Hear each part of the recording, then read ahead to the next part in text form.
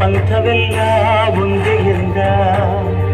ದಾನ ಧರ್ಮ ಒಂದೇ ನನ್ನ ಜೀವವೆಂದ ಕುಲಮತಗಳನ್ನು ಸಮಯಂದವನು ನೆಲ ಜಲಗಳನ್ನು ಉಸಿರೆಂದವನು ಹೊಸ ಚರಿತೆಯ ಬರೆದನು ಕೆಂಪೇ